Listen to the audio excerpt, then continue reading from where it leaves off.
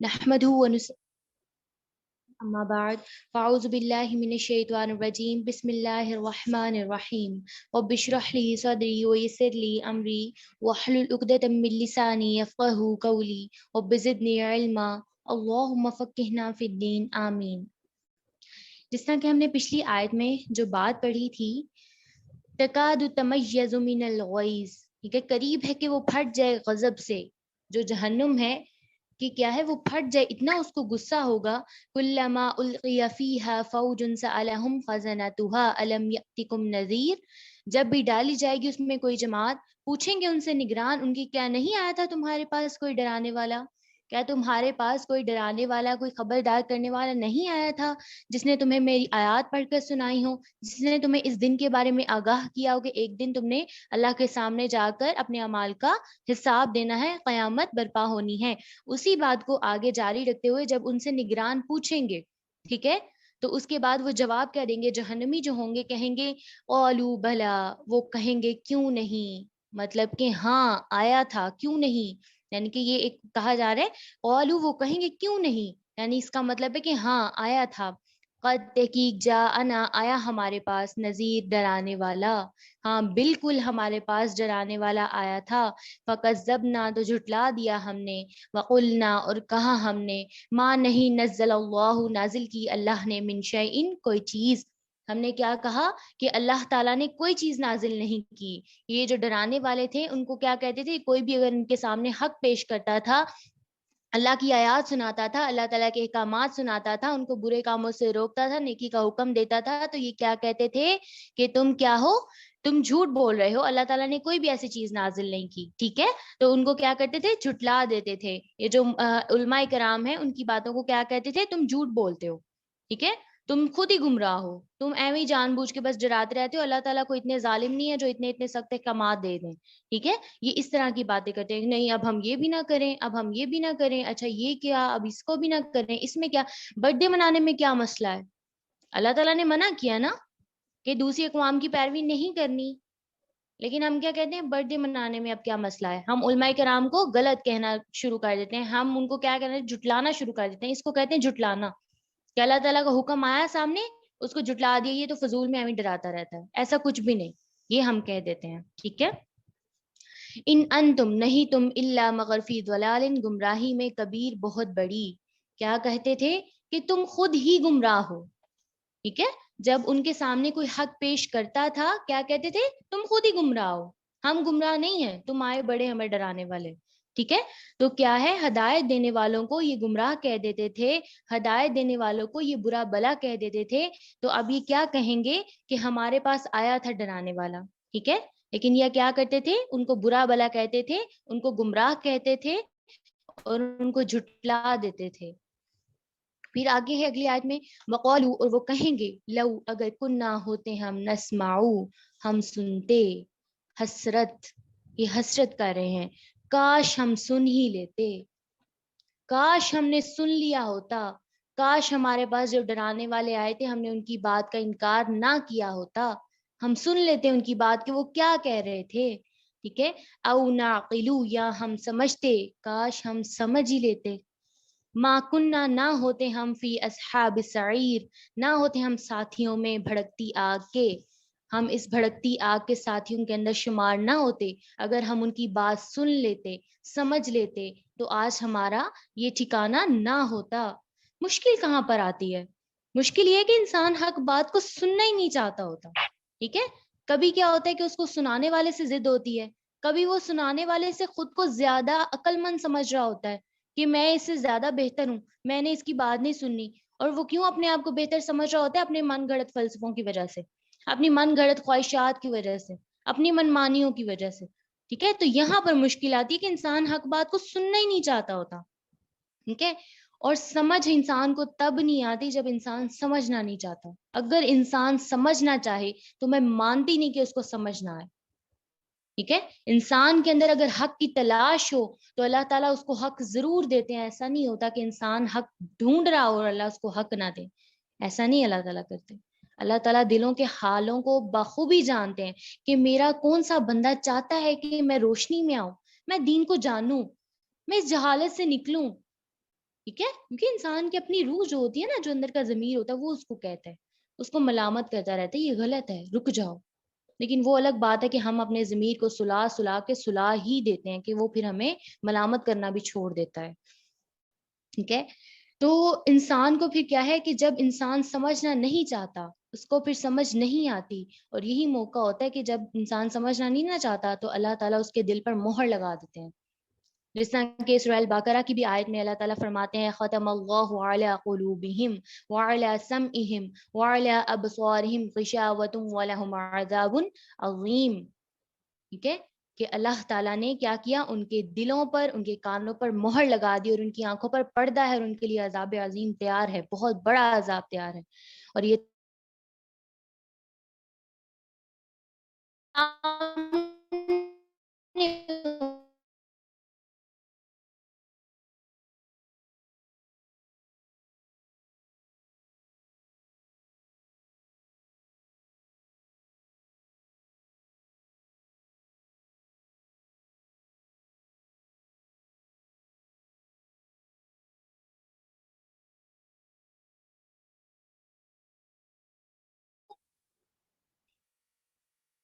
وہ ایسا فیل کراتا ہے جیسے کہ اس نے بات کو سنا تک نہیں ہے.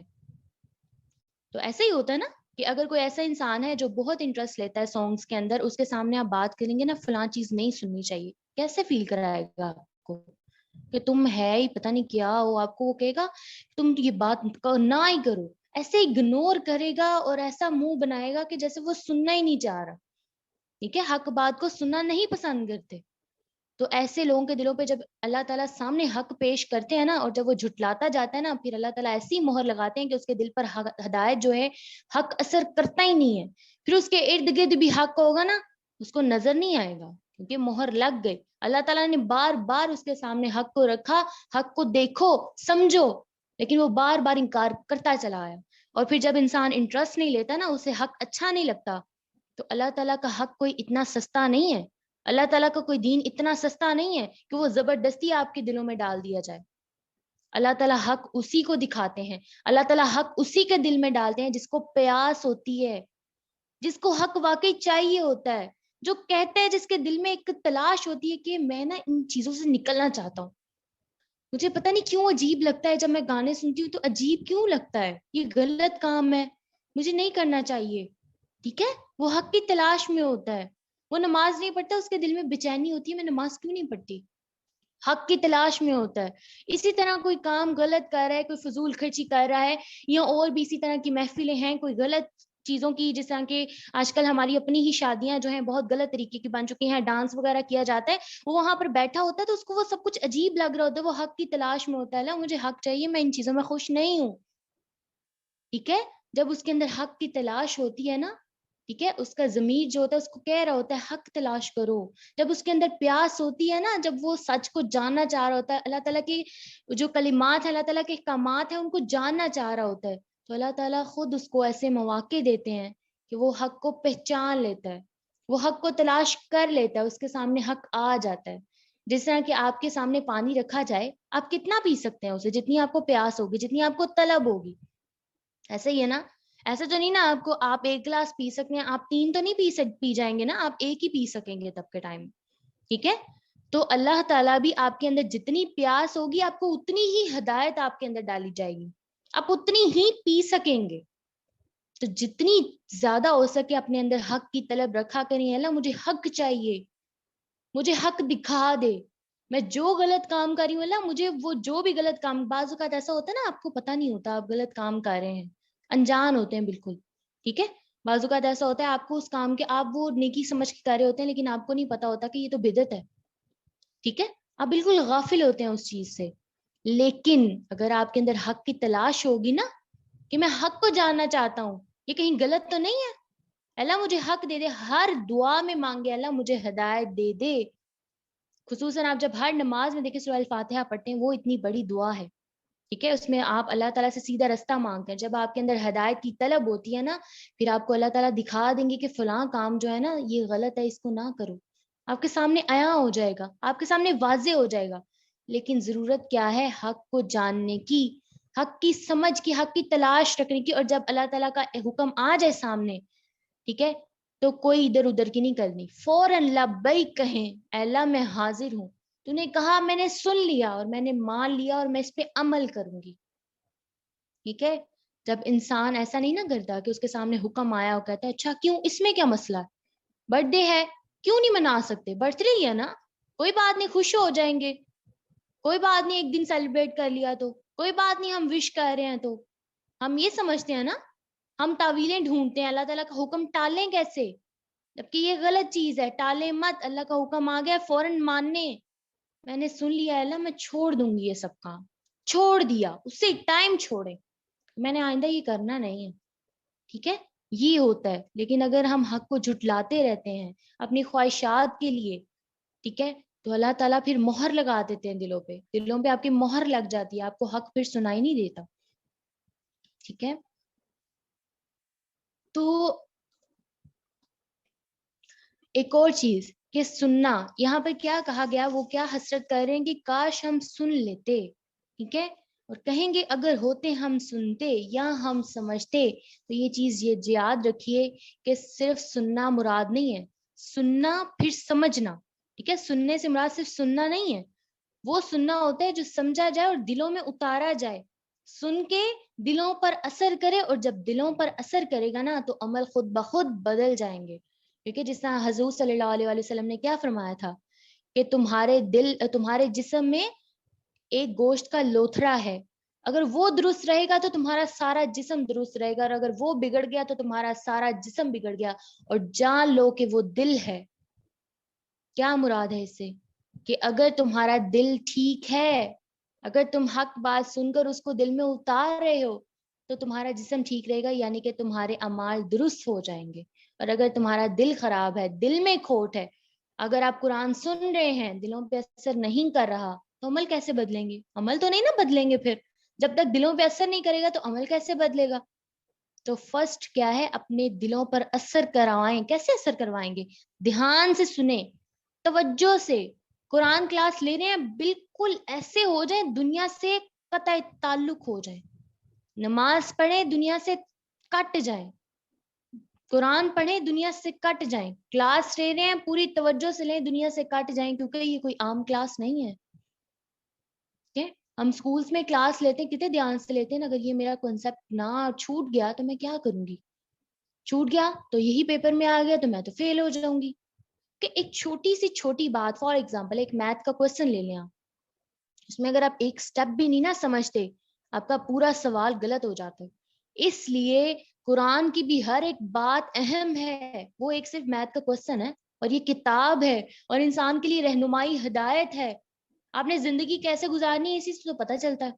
اور اگر آپ اس کی بھی کوئی ایک بات آپ سکپ کر دیتے ہیں، کیا پتہ وہ ایک بات اتنی اہم ہو کہ اس سے آپ کی زندگی بدل جائے.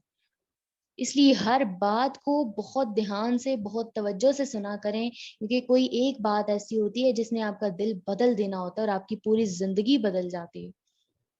ایک کوئی آیت ایسی ہوتی ہے قرآن میں، پورا قرآن دل پر اثر کرتا ہے، لیکن آپ کی زندگی بدلنے کے لیے صرف ایک آیت کافی ہے. اگر آپ اس کو دل پر لے لیں، آپ کی پوری زندگی بدل جاتی ہے.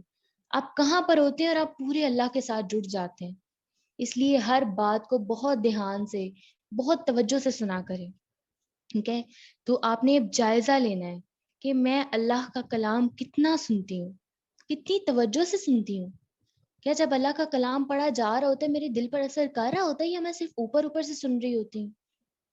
کیا پھر بھی میرا دھیان دنیا کی طرف ہی ہوتا ہے؟ کیا میں ابھی لیکچر لے رہی ہوں، میں پوری توجہ سے لے رہی ہوں، یا ادھر ادھر دیکھ رہی ہوں میرے بہن بھائی کیا کر رہے ہیں، ماما کیا کر رہی ہیں، اچھا میری کوئی ڈرامہ تو نہیں مس ہو رہا، اچھا میرے کوئی کارٹونز تو نہیں رہتے؟ کیا دھیان اس طرف ہے یا پورا اللہ کی کتاب کی طرف ہے؟ کیونکہ یہ لیکچر کوئی معمولی تھوڑی ہے، یہ آپ کی ایک جماعت ہے، اس ٹائم پہ ایک مجلس ہے، اور ایسی مجلس ہے جہاں پر اللہ کا ذکر ہو رہا ہے اور فرشتے پر اوپر بچھائے ہوئے ہیں، انہوں نے اس مجلس کے اوپر سایہ کیا ہوا ہے. ٹھیک ہے. یہ ضروری نہیں ہے کہ مجلس کے لیے لازمی ہے کہ آپ ایک کمرے میں بیٹھے ہوئے اکٹھے، نہیں، آپ آن لائن بیٹھے ہوئے ہیں نا، تو یہ بھی اللہ تعالیٰ کی ایک مجلس ہے. آپ اپنے گھروں میں بیٹھے ہیں، آپ ایک مجلس کا حصہ ہیں، کیونکہ ہم ایک کلاس میں موجود ہیں، ایک جماعت ہے ہم اس ٹائم پہ. ٹھیک ہے. تو اللہ تعالیٰ کیا کہتے ہیں کہ اگر تم میرا ایک مجلس میں ذکر کرتے ہو تو میں بھی تمہارا، اللہ تعالیٰ کہتے ہیں میں بھی تمہارا مجلس میں ذکر کرتا ہوں. وہ کون سی ہے؟ وہ فرشتوں کی مجلس ہوتی ہے. تو کیا ہم نہیں چاہتے کہ ہمارا ذکر اللہ تعالیٰ کی مجلس میں کیا جائے؟ اللہ تعالیٰ خود ہمارا ذکر کریں، وہ بھی فرشتوں کی جماعت میں بیٹھ کے. اس لیے بہت توجہ سے اللہ تعالیٰ کے کلام کو سنا کریں. آپ نے جائزہ لینا ہے آج اپنا، ابھی بھی لیں. کیا میں پورے دھیان سے سن رہی ہوں؟ ٹھیک ہے. کیا میں واقعی حق ادا کر رہی ہوں سننے کا؟ جو میں سن رہی ہوں اس کو دل پر لے رہی ہوں؟ ٹھیک ہے. تو اپنا جائزہ لیجئے. ٹھیک ہے. کیونکہ اگر سنا نہیں، اگر دھیان سے نہیں سنا تو دل نہیں بدلے گا، اور اگر دل نہیں بدلے گا تو اعمال نہیں بدلیں گے، اور اگر اعمال نہیں بدلیں گے تو آپ ایسے کے ایسے ہی رہیں گے، اور ایسے کے ایسے ہی آخرت میں اٹھائے جائیں گے. اس چیز کو لکھ لیجئے. یہ ایک بہت مین پوائنٹ ہے آج کا، کہ اگر سنیں گے نہیں تو دل نہیں بدلے گا، دل نہیں بدلے گا تو اعمال نہیں بدلیں گے، اور اعمال نہیں بدلیں گے تو آخرت میں اسی طرح اللہ کے سامنے کھڑے ہوں گے. پھر اللہ تعالیٰ پوچھیں گے ہاں بتاؤ کیا کیا تھا؟ میری کلاس ہو رہی ہوتی تھی، میرا ذکر ہو رہا ہوتا تھا، دھیان تمہارا دنیا میں کیوں ہوتا تھا؟ کاش تم سن لیتے تو آج تمہیں جہنم نہ چھوتی. کاش تم سن لیتے، دلوں پر اثر ہو جاتا تو تم عمل کر لیتے اور آج اس جہنم کا ایندھن نہ بنتے. اس لیے دیکھیں وہ حسرت کر رہے ہیں، کاش ہم سن لیتے، کاش ہم سمجھ لیتے، کاش جو ہمارے سامنے ہدایت لے کر آیا تھا ہم اس کو مت جھٹلاتے. آپ کے سامنے کوئی حق پیش کر رہا ہو نا، آپ کو کوئی بتا رہا ہے، آپ کو کوئی دوست ہی ہے، آپ کو کہتے ہیں فلاں کام نہ کرو، کیونکہ حقیقی دوست ہوتا ہی وہ ہے جو آپ کو برے کاموں سے روکے. جو برے کاموں میں آپ کا ساتھ دیتا ہے نا، وہ جان لیجیے وہ آپ کا دشمن ہے، دوست نہیں ہے. ہم سمجھتے ہیں ہم برا کام کر رہے ہیں نا تو ہمارا دوست جو ہے وہ ساتھ دے رہا ہے نا، تو ہم اس کو بڑا وہ اچھا سمجھتے ہیں، یہ میرا ہر کام میں ساتھ دیتا ہے. سمجھ لیجیے وہ آپ کا دشمن ہے. ناٹ اے فرینڈ، وہ آپ کا دشمن ہے. کیونکہ دوست حقیقی وہی ہوتا ہے جو آپ کی دنیا کے لیے بھی، دنیا کے بجائے آپ کی آخرت کی بھی بھلائی چاہتا ہے. دنیا کی بھی چاہتا ہے اور آخرت کی بھی چاہتا ہے. وہ چاہتا ہے کہ ہم جیسے دنیا میں دوست ہیں، ہم آخرت میں جنت میں بھی اسی طرح دوست ہوں. ٹھیک ہے. تو اس لیے وہ آپ کی ہر طرح سے بھلائی چاہتا ہے. تو جو لوگ آپ کو نصیحت کرتے ہیں، جو لوگ آپ کو حق کا بلاتے ہیں، آپ کو حق کی دعوت دیتے ہیں، ان کی بات دھیان سے سنیے، کیونکہ وہ آپ کے حقیقی دوست ہیں، وہ آپ کی بھلائی چاہ رہے ہیں. اور سب سے بڑا حقیقی دوست تو آپ کا اللہ ہے، اللہ رب العالمین. ان کو دوست بنا لیجئے. کہ دیکھیں وہ ہر کام جو دوست کرتا ہے نا، اللہ تعالیٰ کرتے ہیں. آپ کی رہنمائی کے لیے کتاب آپ کو دے دی، آپ کی رہنمائی کے لیے انبیاء کو اتارا، آپ کی رہنمائی کے لیے کتنا کچھ کیا، آپ کو ہر چیز فراہم کی زندگی میں، آپ کو رزق دے رہے ہیں، ہر مشکل میں آپ کا ساتھ دیتے ہیں. آپ اتنے گناہ کرتے ہیں اس کے باوجود آپ کو سزا نہیں ملتی، اللہ تعالیٰ پھر بھی آپ کو رزق دیتا ہے، اللہ تعالیٰ پھر بھی آپ کو خوشیاں دیتا ہے. تو اس سے بڑھ کر حقیقی دوست کون ہو سکتا ہے؟ ٹھیک ہے. تو اگر کوئی بھی آپ کے سامنے حق پیش کرے اس کو جھٹلائیے مت، ضد کا نہ بنیے کہ اچھا میں اس کی بات سن لوں گا. فار ایگزامپل آپ ایک جگہ پر بیٹھے ہیں، ٹھیک ہے، وہ آپ کو کہتے ہیں فلاں کام جو ہے وہ غلط ہے، ٹھیک ہے، آپ کیوں اس کی بات انکار کرتے ہیں؟ میں کیوں مانوں؟ اچھا میں اس کی بات مان لوں گا تو میں تو چھوٹا ہو جاؤں گا. دیکھیں آپ یہ مت سوچیں کہ کہنے والا کون ہے، آپ یہ سوچیں وہ کہہ کیا رہا ہے.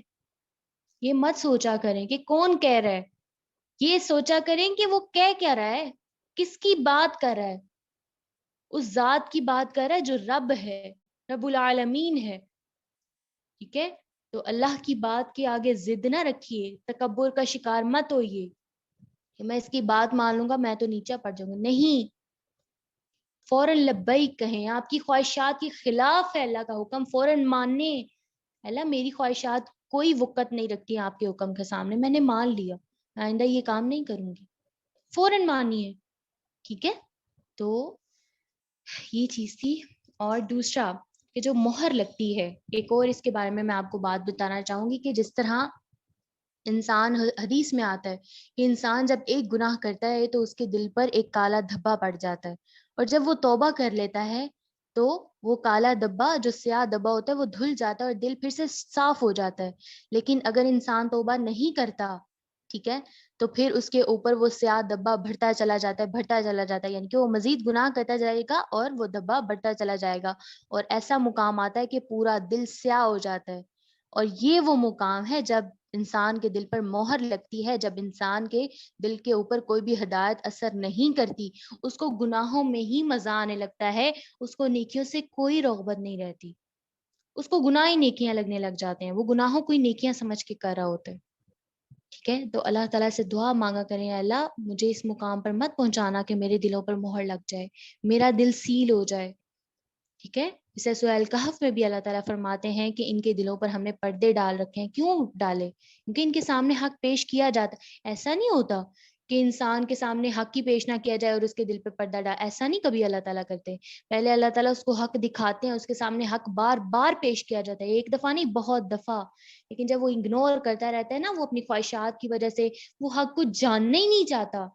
ٹھیک ہے، اس کے اندر حق کی تلاش نہیں ہوتی، وہ کہتے ہیں نہیں بس اس کے سامنے آیات تو کئی، اس کے کان میں اگر کوئی آیت پڑھ بھی جاتی ہے نا، وہ ایسے اگنور کرتا ہے نا، بس اگنور.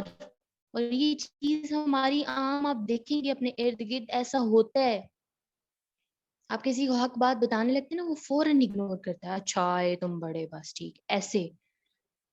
تو ان کو کیوں عذاب دیا جا رہا ہے؟ کیوں، کیا کہا گیا؟ کیوں کیا کہیں گے کہ ہم کا سن لیتے، ان کو عذاب کیوں دیا جا رہا ہے کہ انہوں نے اللہ کی آیات کا انکار کیا، اللہ کی آیات کو اگنور کیا، اللہ تعالیٰ کے احکامات کو جاننے سے انکار کر دیا. انہوں نے حق کی تلاش ہی نہیں رکھی. حق ان کے سامنے آتا تھا تو جھٹلا دیتے تھے.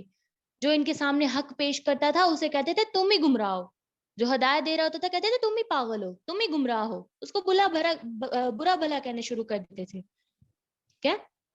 اور کیا کہتے تھے کہ تم، یعنی کہ اللہ تعالیٰ نے ایسا کوئی حکم نازل نہیں کیا، اللہ تعالیٰ نے ایسی کوئی چیز نازل نہیں کی، تم کیا کہتے رہتے ہو، اچھا یہ بھی نہ کرو، اب یہ بھی نہ کرو، یہ بھی نہ کرو. اللہ تعالیٰ کو اتنے ظالم ہے کہ ہمیں اتنی چیزوں سے منع کرتے رہے. حالانکہ اللہ تعالیٰ کا ہر حکم حکمت پر مبنی ہوتا ہے. آپ کوئی بھی حکم دیکھ لیں، اس کے پیچھے حکمت لازمن ہوتی ہے. اور ہماری عقل ناقص ہے کہ ہمیں بعض اوقات کیا، بہت دفعہ کیا، بہت زیادہ ہی ہم اللہ تعالیٰ کی حکمت کو نہیں سمجھ پاتے، کیونکہ ہماری عقل ناقص ہے. اللہ تعالیٰ کے علم کے سامنے ہمارا علم کچھ بھی نہیں، نہ ہونے کے برابر ہے. ٹھیک ہے، تو حکمت اگر آپ کو سمجھ آ رہی ہے تو بہت اچھی بات ہے، کیونکہ بہت سارے حکموں کے پیچھے ہمیں حکمت نظر آتی ہے. جس طرح پردے کا حکم ہے، اس کے پیچھے ہمیں حکمت نظر آتی ہے. حرام کھانے سے منع کیا، اس کے پیچھے حکمت. بہت ساری چیزوں کے پیچھے ہمیں حکمت اللہ تعالیٰ نے خود بتا دی، احادیث میں ملتی ہے، قرآن میں ملتی ہے، وہ حکمت بتائی گئی. اور بعض چیزوں کے پیچھے ہمیں نظر بھی آتی ہے. لیکن بعض چیزیں ایسی ہوتی ہیں ہماری عقل اتنی ناقص ہوتی ہے کہ ہمیں سمجھ نہیں آ رہی ہوتی، لیکن اس کو مانیے، یقین رکھیے کہ اس حکم کے پیچھے حکمت ہے، اس لیے تو اللہ تعالیٰ نے منع کیا ہے. ٹھیک ہے، اس کے پیچھے حکمت ہے، اسی لیے تو اللہ تعالیٰ نے منع کیا ہے. اور ہماری عقل ناقص ہے کہ ہم اس حکمت کو سمجھ نہیں پا رہے، کیونکہ ہم اللہ کا مقابلہ کر ہی نہیں سکتے. ٹھیک ہے، اللہ تعالیٰ کا علم بہت زیادہ وسیع ہے، بہت وسعت والا ہے. اس لیے آج آپ نے اپنا جائزہ لینا ہے. کیا اللہ کا کلام میرے سامنے پڑھا جا رہا ہو تو میں کتنی توجہ سے سنتی ہوں، کتنے دھیان سے سنتی ہوں، اور کیا میں سن کر عمل کرنے کا تہیہ کرتی ہوں؟ کیا میرے دل پر اثر کرتا ہے؟ کیا میں انکار تو نہیں کر دیتی؟ کیا جو میرے سامنے حق پیش کرتا ہے میں ضد کی وجہ سے اس کا انکار تو نہیں کر دیتی؟ ٹھیک ہے، تو یہ ساری چیزیں آپ نے آج دیکھنی ہے. اللہ تعالیٰ ہمیں جہنم کی آگ سے محفوظ رکھے، اور اللہ تعالیٰ ہمیں اپنے تمام احکامات کو ماننے کی توفیق عطا فرمائے. اور اللہ تعالیٰ ہمیں اس قابل کرے کہ ہمارے سامنے اللہ کی کوئی بھی آیت پڑھی جائے، ہم اس کو دل پر لیں اور اس سے ہمارے عمل تبدیل ہو جائیں، اور ہم کسی بھی حکم کا اللہ تعالیٰ کا انکار نہ کریں بلکہ فوراً لبیک کہنے والے ہوں. آمین ثم آمین. آگے ہم تھوڑا سا اس کی تجوید کے حوالے سے دیکھ لیتے ہیں. جی ہماری آیت نمبر 9 اور 10 ہے. آپ کو 2 آیات اس لیے آج پڑھائی گئی کیونکہ اگلا فرائیڈے ہے، کل آپ کی کلاس نہیں ہوگی. ٹھیک ہے، تو آپ کے پاس ہوم ورک سبمٹ کروانے کا ٹائم پرسوں صبح 9 بجے تک ہوگا. ٹھیک ہے، اگر کل کلاس ہوتی تو آپ کا صبح 9 بجے تک ہونا تھا. اب آپ کے پاس ٹائم ہے پرسوں یعنی کہ سیٹرڈے کو صبح 9 بجے تک ہوم ورک سبمٹ کروانے کا، اس لیے 2 آیات آپ کو پڑھائی گئی ہیں. جی بسم اللہ الرحمن الرحیم. قالوا بلا قد جاءنا نذیر. اب یہاں پر قد، دال جو ہے حروف قلقلہ میں سے ہے، دال کو ہلا کر پڑھا جائے گا کیونکہ دال ساکن حالت میں ہے. اگر اس کے اوپر زبر ہوتی پھر ہلایا نہیں جانا تھا، لیکن جب دال ساکن حالت میں آ جائے تو اس کو ہلا کر پڑھتے ہیں. قالوا بلا قد جاءنا نذیر فَكَذَّبْنَا وَقُلْنَا مَا نَزَّلَ اللَّهُ مِن شَيْءٍ. ٹھیک ہے. ہم یہاں پر دیکھیں فَكَذَّبْنَا، یہاں پر زال نرم ہے، فَكَذَّبْنَا یہاں پر با بھی ساکن حالت میں ہے، یہ بھی حروف قلقلہ میں سے ہے، اس کو بھی با کو ہلا کر پڑھا جائے گا. اس کے بعد ما نزل اللہ، ٹھیک ہے. نزا زال جو ہے سوری زال کہہ رہی ہوں، زا سخت پڑھا جاتا ہے اور زال نرم پڑھا جاتا ہے. اس کے بعد نزل اللہ، یہاں پر اللہ جو اللہ کا نام ہے موٹا پڑھا جائے گا، یہ چیز یاد رکھیے. اللہ کا نام جو ہے اگر پیچھے حرف ہوتا ہے اس کے اوپر زبر ہو اور پیش ہو تو اللہ کا نام موٹا پڑھا جائے گا. اگر زیر آ جائے، فار ایگزامپل اگر یہاں پر لام کے نیچے زیر ہوتی تو اللہ کا نام باریک پڑھا جاتا، لیکن اگر پیش اور زبر ہو تو اللہ کا نام موٹا پڑھا جاتا ہے. ما نزل اللہ من شیء، اب یہاں پر حمزہ ہے اور یہاں پر جو ہے وقف ہو رہا ہے تو حمزہ کے اوپر جھٹکا دیں گے. ان انتم الا فی ضلال کبیر، اب یہاں پر ضاد موٹا پڑھا جائے گا. وقالوا لو كنا نسمع، کننا نون کے اوپر گنہ ہے، ٹھیک ہے. نون کے اوپر جب تشدید آ جائے تو نون کو گنہ کیا جاتا ہے، یعنی ناک کے اندر آواز کو آپ نے ٹھہرانا ہے ایک الف کے برابر، ٹھیک ہے. ناقلو ما کننا، یہاں پر بھی گناہ ہے. فی اصحاب السعیر، ایک چیز کا آپ خیال نہیں رکھتے، جو مد ہوتی ہے ان کو لمبا کیجئے، ٹھیک ہے. مدات جہاں پر بھی آ جائیں ان کو تھوڑا سا کھینچا کیجئے، ٹھیک ہے. میں ایک دفعہ پڑھ دیتی ہوں. بسم اللہ الرحمن الرحیم. قالوا بلى قد جاءنا نذير وكذبنا وقلنا ما نزل الله من شيء إن أنتم إلا في ضلال كبير وقالوا لو كنا نسمع أو نعقل ما كنا في أصحاب السعير. ٹھیک ہے. انشاءاللہ اس کی ریکارڈنگ میں آپ کو گروپ میں بھی سینڈ کر دوں گی. اور ٹھیک ہے، آج کا ہمارا لیسن یہاں پر اینڈ ہوتا ہے. کسی کا کوئی بھی کویسچن ہوا آپ مجھ سے پوچھ سکتے ہیں، اینی ٹائم کبھی بھی پوچھ سکتے ہیں. گروپ میں پوچھ لیں، گروپ میں نہیں پوچھنا، پرسنلی پوچھنا ہو، لیسن کے حوالے سے کوئی بھی سوال ہو، آپ اینی ٹائم کبھی بھی پوچھ سکتے ہیں. ایسا نہیں کرنا کہ کوئی چیز سمجھ نہ آ رہی ہو اور اس کو یاد کیا ہو. رٹے بازی سے کام نہیں لینا، ٹھیک ہے. قرآن کو سمجھ کے پڑھنا ہے، ٹھیک ہے. اپنی کلاس وائنڈ اپ کرتے ہیں، اپنا خیال رکھیے گا. سبحانک اللہم و بحمدک، نشہد ان لا الہ الا انت، نستغفرک و اتوب الیک. السلام علیکم و رحمۃ اللہ وبرکاتہ.